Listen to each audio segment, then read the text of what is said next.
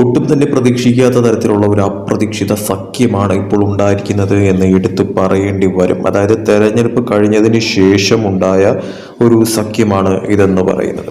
വിശദമായി പറയുകയാണെങ്കിൽ മഹാരാഷ്ട്രയിലാണ് ഇപ്പോൾ ഈ ഒരു സഖ്യം ഉണ്ടായിരിക്കുന്നത്. അതും BJPയും കോൺഗ്രസും തമ്മിൽ സഖ്യമായിരിക്കുന്നു. സഖ്യഭരണത്തിൽ ഈ കാര്യങ്ങൾ മാറിയിരിക്കുന്നു. അപ്രതീക്ഷിതമായ ഒരു സംഭവ വികാസത്തിൽ മഹാരാഷ്ട്രയിലെ അംബർനാഥ് മുനിസിപ്പൽ കൗൺസിലിന്റെ നിയന്ത്രണം ഏറ്റെടുക്കാനായിട്ട് BJP കോൺഗ്രസുമായും അജിത് പവാറിന്റെ നേതൃത്വത്തിലുള്ള നാഷണലിസ്റ്റ് കോൺഗ്രസ് പാർട്ടിയുമായും അതായത് NCPയുമായും കൈകോർത്തിരിക്കുകയാണിപ്പോൾ.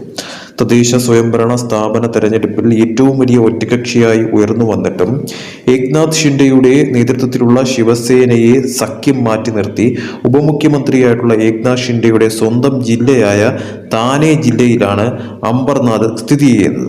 അംബർനാഥ് മുനിസിപ്പൽ തെരഞ്ഞെടുപ്പിൽ 60 സീറ്റുകളിൽ 27 എണ്ണവും ശിവസേനയുടെ ഷിൻഡെ വിഭാഗം നേടിയിട്ടുണ്ടായിരുന്നു. ഭൂരിപക്ഷത്തിന് തൊട്ടു പിന്നിലാണ് എത്തിയത് തന്നെ. പക്ഷേ അവിടെ ഭൂരിപക്ഷത്തിൽ എത്താൻ സാധിച്ചില്ല. 27 സീറ്റുകളായിരുന്നു നേടിയത്. BJPക്ക് അവിടെ 14 സീറ്റുകൾ നേടാൻ സാധിച്ചു. തുടർന്ന് കോൺഗ്രസ് അവിടെ 12 സീറ്റുകളും അജിത് പവാറിന്റെ NCP അവിടെ 4 സീറ്റുകളും ശേഷിക്കുന്ന സീറ്റുകൾ സ്വതന്ത്രരും നേടിയിട്ടുണ്ടായിരുന്നു. ജനുവരി 15-ന് നടക്കാനിരിക്കുന്ന മഹാരാഷ്ട്രയിലെ മുനിസിപ്പൽ തെരഞ്ഞെടുപ്പിന് മുന്നോടിയായിട്ട് ഭരണകക്ഷിയായിട്ടുള്ള മഹായുതി സഖ്യത്തിനുള്ളിലെ തെറ്റുകൾ BJPയും കോൺഗ്രസും തമ്മിലുള്ള അസാധ്യ സഖ്യം വെളിപ്പെടുകയായിരുന്നു ഇപ്പോൾ.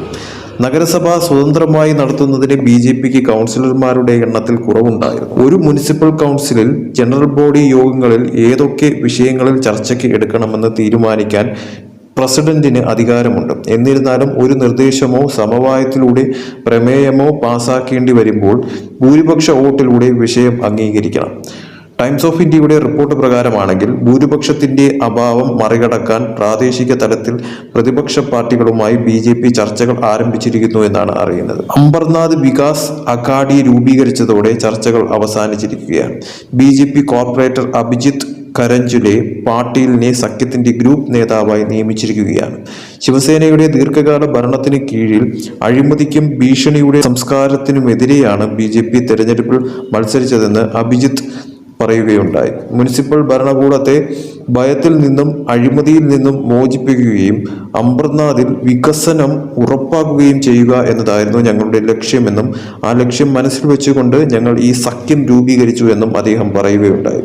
എന്നിരുന്നാലും ഈ നീക്കത്തിന് സേനയിൽ നിന്ന് കടുത്ത വിമർശനം ഉയർന്നിട്ടുണ്ട്. പാർട്ടി നേതാക്കൾ അഗാദിയെ അധാർമികവും അവസരവാദപരവുമായ ഒരു ക്രമീകരണം എന്ന് വിശേഷിപ്പിച്ചതായിട്ട് റിപ്പോർട്ട് ചെയ്യപ്പെടുന്നു. ഷിൻഡെ നയിക്കുന്ന ശിവസേനയ്ക്ക് റിസൾട്ട് ഒരു തിരിച്ചടിയാണ്. ഏറ്റവും വലിയ പാർട്ടിയാണെങ്കിലും കൗൺസിൽ രൂപീകരിക്കാൻ ആവശ്യമായ സഖ്യകക്ഷികളെ നേടാനായിട്ട് അവർക്ക് സ്വന്തം സ്ഥലത്ത് സാധിച്ചില്ലായിരുന്നു. അതിനാൽ അവരെ അധികാരത്തിൽ നിന്നും ഒഴിവാക്കുകയായിരുന്നു.